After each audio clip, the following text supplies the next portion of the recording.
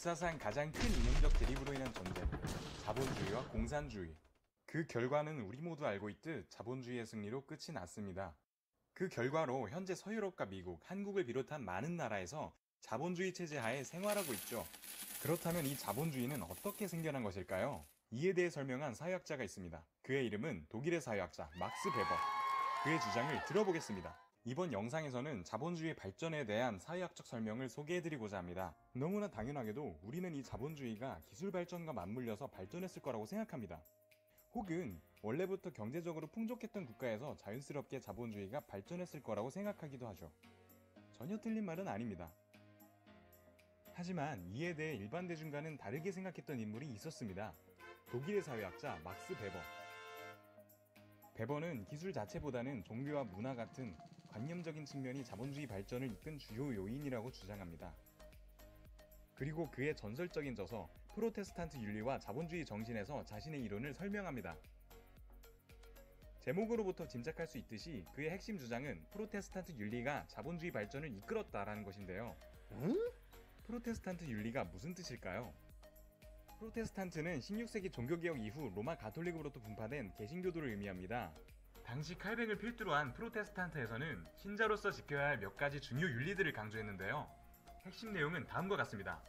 첫째, 금욕주의. 본능적인 욕구를 최대한 절제하라. 둘째, 직업 소명론.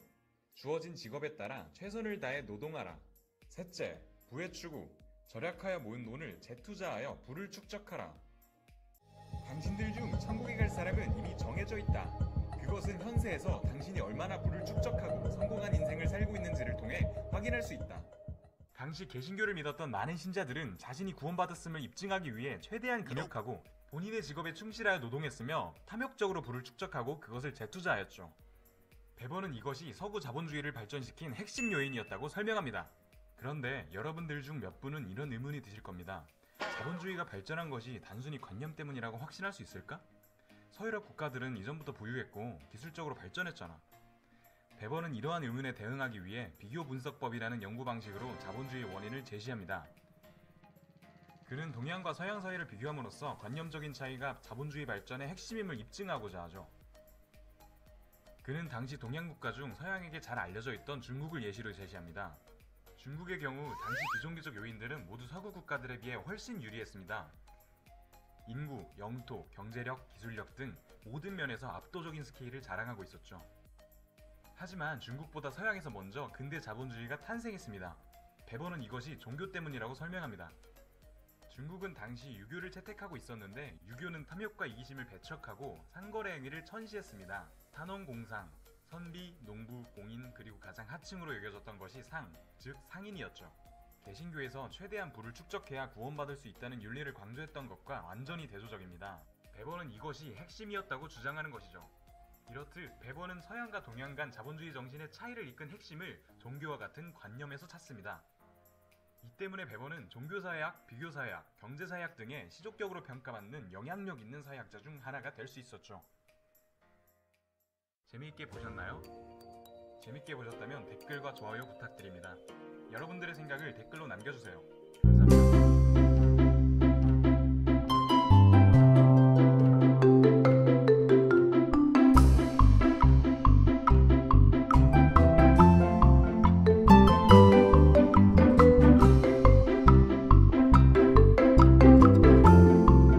안녕하세요. 스팅코리아의 빠른 사회학 강의입니다. 오늘 알아볼 인물은 막스 베버인데요. 1864년 독일 프로이센에서 태어난 막스 베버는 마르크스와 디르킹과 함께 사회학이 새아버지들 중 하나로 여겨지기도 해요.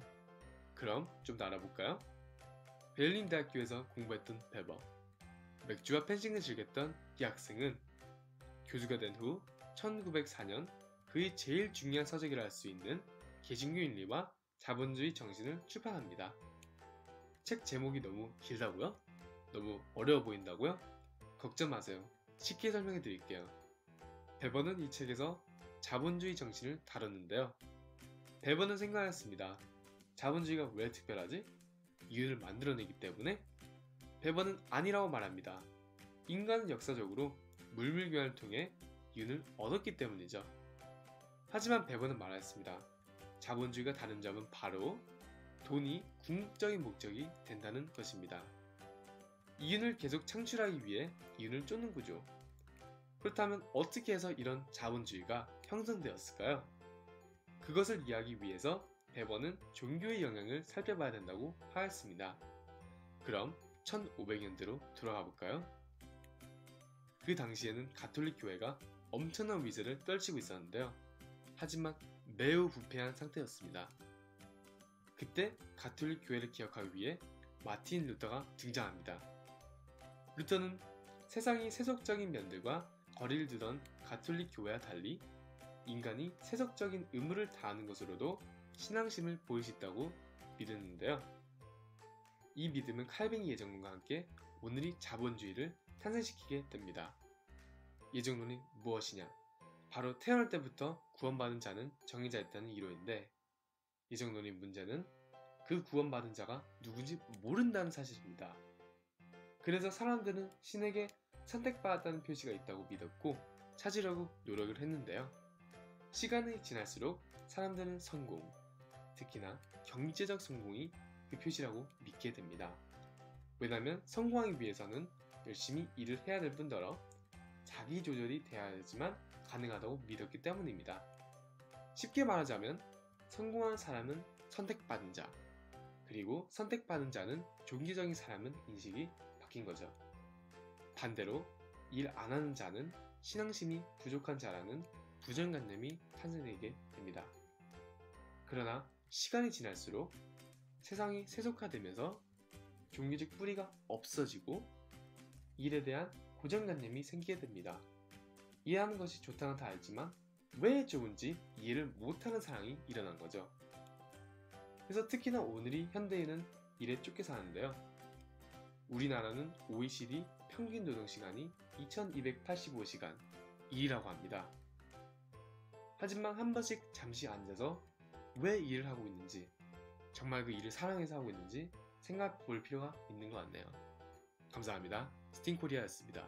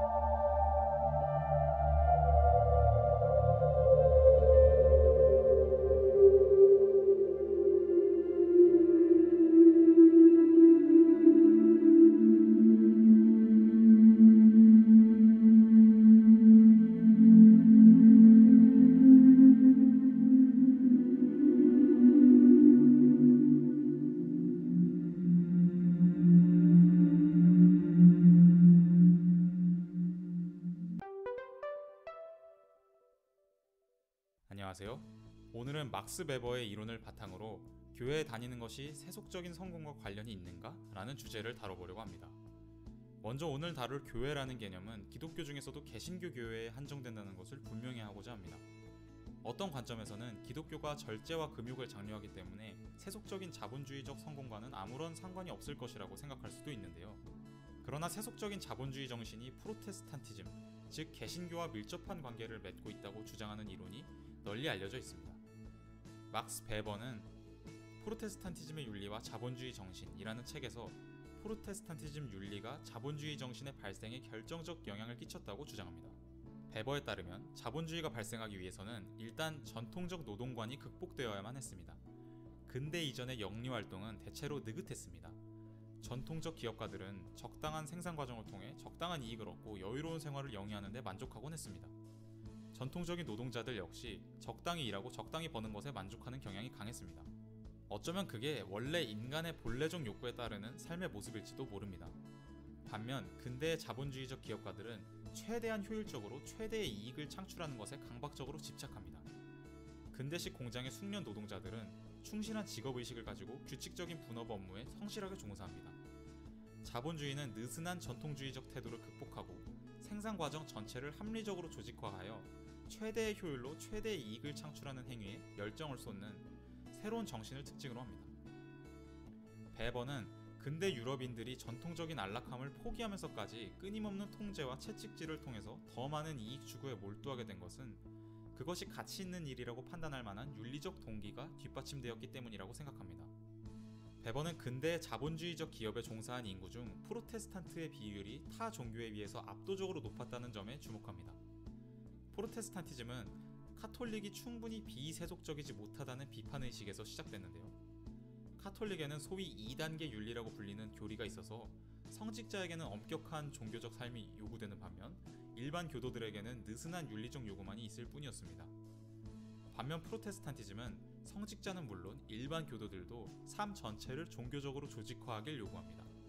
특히 유럽과 미국 개신교에 막대한 영향을 끼친 칼뱅주의는 예정설을 근거로 종교적이고 금욕적인 삶을 강조했습니다. 예정설은 구원받은 자와 구원받지 못한 자가 이미 정해져 있다는 교리입니다. 신은 완전히 자유롭고 절대적인 존재이기 때문에 인간의 기도나 노력에 상관없이 오직 신의 자유로운 결정에 따라 이미 구원 여부를 결정했다는 것입니다. 예정설을 받아들이면 필연적으로 따라오는 질문이 자신의 구원 여부를 어떻게 아느냐 하는 건데요. 칼뱅주의는 구원 여부가 삶을 통해 증명되어야 한다고 주장합니다. 구원받은 자의 삶은 종교적 믿음이 가득한 동시에 합리적으로 조직화되어야 합니다. 이것을 삶의 합리적 조직화 교리라고 저는 부르고 있습니다. 구원을 받을지 안 받을지가 이미 예정되어 있는 상태에서 자신이 자연적 상태와 구별되는 은총받은 상태에 있다는 것을 확증하려면 자연적이고 비합리적인 충동과 욕구를 극복하고 계획과 숙고 아래서 행위해야만 합니다. 이러한 맥락에서 중요한 것이 신이 인간에게 부여한 가장 기본적인 임무인 생산활동을 합리적으로 조직화하는 것입니다. 그저 불규칙적이고 비효율적으로 노동할 뿐이라면 자연적 상태와 구별되는 구원 상태를 확증할 수 없습니다. 전문적이고 규칙적이고 효율적인 노동, 즉 근대적 의미의 직업노동을 통해 생산활동을 합리적으로 조직화해야만 은총 상태에 대한 확증을 얻을 수 있습니다. 칼뱅주의의 예정설 아래서 최대한 효율적으로 생산 공정을 조직화하는 근대적 기업가와 부단한 전문 노동을 통해 자본주의 기업을 지탱하는 숙련 노동자의 모습은 일종의 윤리적 강제성을 띤 모델로 주어지게 됩니다. 전통적 정신에 따라 약간의 낭비와 비효율을 감수하면서 느슨하게 노동하는 것은 신의 은총이 결여된 사람이라는 것을 증명하는 가장 기피해야 할 태도가 됩니다. 프로테스탄티즘의 교리는 삶 전체의 합리적 조직화를 강제하는 전혀 새로운 윤리관을 보고시켰고 그러한 윤리관을 토대로 자본주의가 발생할 수 있었다고 베버는 주장합니다. 그러나 시간이 흐르면서 점차 자본주의 정신의 종교적 동기는 잊혀졌습니다. 일단 자본주의가 독자적인 추진력을 갖고 발전하게 되자 종교적 동기와 상관없이도 끊임없이 자기 자신을 채찍질하며 더 많은 이익을 추구하는 태도가 마침내는 도저히 벗어날 수 없는 힘으로 인간을 지배하게 되었습니다. 생산 과정의 합리화가 가져다주는 엄청난 효율성은 자유시장경제 체제 안에서 충분히 합리화되지 못한 경쟁자들을 상대로 압도적인 이점으로 작용했으며 머지않아 합리화 정신을 결여한 전통적 기업은 도태되었습니다. 자본주의 시스템이 하나의 우주처럼 주어지게 되자 자본주의적으로 정신을 무장하지 않고서는 살아남을 수 없게 되었습니다. 초기의 자본주의 정신이 천상의 은총을 증명하기 위한 필수 요건이었다면 이제 자본주의 정신은 지상에서의 생존을 위한 필수 조건이 되었습니다. 자, 이 정도에서 베버의 이론에 대한 소개를 마치고 교회에 다니면 성공하는가? 라는 질문에 대한 결론을 내려보고자 하는데요.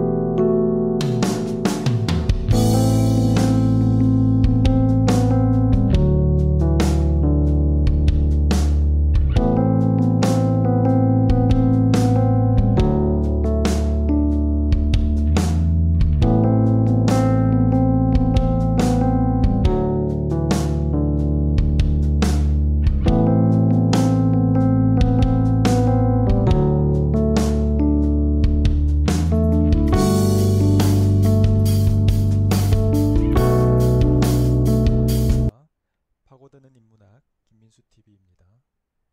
오늘은 여러분께서 많이 듣고 사용하고 있는 카리스마에 대해서 알아보도록 하겠습니다. 먼저 카리스마의 사전적 의미를 살펴보겠습니다.